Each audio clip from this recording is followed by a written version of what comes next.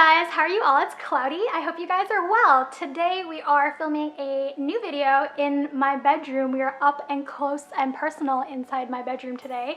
The reason that I'm not filming in that room is because I have relatives coming over tonight, which is why that room has been turned into a guest room and I've been confined to my own room.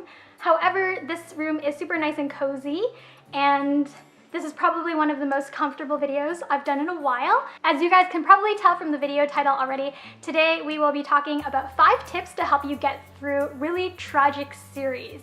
These 5 tips can apply to anime series or manga series or Chinese dramas or Korean dramas. I want to give you guys 5 tips to help alleviate a little bit of the stress you might be feeling towards your story. The first one is to eat something sweet. I really like having chocolate by my desk when I'm marathoning dramas. I don't know why, but it's particularly with Korean dramas or Chinese dramas that I like snacking on something that's sweet. When I'm watching anime series or movies, I tend to like to snack on things that are salty, like chips or crackers. I don't know why, it's just this sort of strange quirk that I have. Maybe because a lot of the Korean dramas or Chinese dramas have very focused romance plots. I sort of associate romance with chocolates. The palace period ancient Chinese dramas can get very dramatic at the end, and you have people throwing themselves over cliffs for their loved ones and people being stabbed in the back 5 times, and it's very overly melodramatic. The second tip that I have is to go check out some fan fiction by other fans when you've finished your series. A lot of times we don't really want to see tragic endings or like poor things happen to our characters. So the best thing to do is to look for your own happy ending among other people's creative work, whether that's in fan art or fan fiction or fan-made music videos. I really like fan-made music videos because they pull out the most emotional and fluffy and wonderful moments from the characters' lives, and they assemble them into this beautiful montage accompanied with some lovely soundtrack music. So I really like fan-made videos as well. Sometimes fan-made videos can be parodies and they can add a little bit of color and a little bit of laughter into your life after you've watched your characters die tragic deaths in the actual story. It's also really cool to see people create alternative universes and place the characters you all love into really different scenarios and into really different roles, and to sort of interpret them in different perspectives. So I really think that fan fiction is worthwhile. The third tip is to go back and rewatch your favorite scenes. I like to do this, especially if the series is more than 30 episodes. And this is also a really great tip for some of you guys who are reviewing or recapping your series on your blogs or on your YouTube channels, because certain moments in the plot really push characters forward, and those become checkpoints in the story. And they really help you properly structure how the story was developed in your mind, especially when you're reviewing or recapping. So going back to watch your favorite moments is really great in that sense. It's also a really great way to sort of relive a lot of the happy feels that you felt before all the crap hit the fan. I also just love going back and rewatching those moments because cinematically sometimes they're very intimate and very emotionally moving, and I particularly like those moments a lot. The fourth tip that I have is actually something that I do quite a bit. It's to go and check out a variety show or interviews or bloopers that have your cast in them. Popular variety shows will invite the entire main cast to go and play games on their show and to do different little teamwork challenges.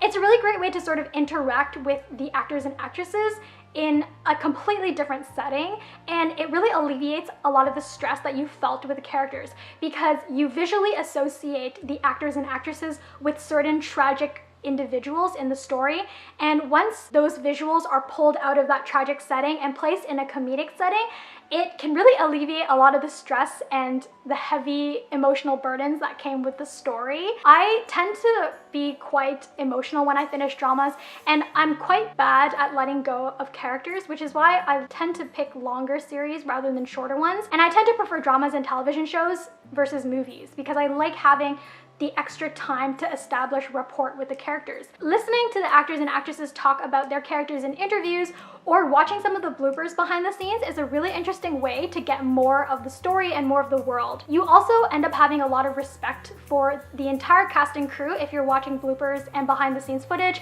because especially when it comes to fantasy series or wuxia series that require a lot of stunts and special effects, it's really cool to see all of that get put together behind the scenes and with the green screen. These actors and actresses are filming in 40 degrees Chinese summer hot weather, so it really makes you so thankful that these actors and actresses have brought this story alive for you. The last tip that I have for you guys is pretty simple. It's to just let yourself be sad for a few days. When I finish certain drama series and I've like cried my eyes out and I've used up an entire tissue box, 2 tissue boxes full of tissues, I don't really want to do anything after. I try to just let myself simmer in the feelings and think about the characters and think about the stories, and then give myself a break between series to go do other things. I would love to sit in my little bed and marathon dramas till the day I die, but groceries need to be purchased and laundry needs to be done. So I sort of take time in between dramas to get my priorities in order and get my ducks in a row, get all the stuff that I need to do done before I start the next drama. Because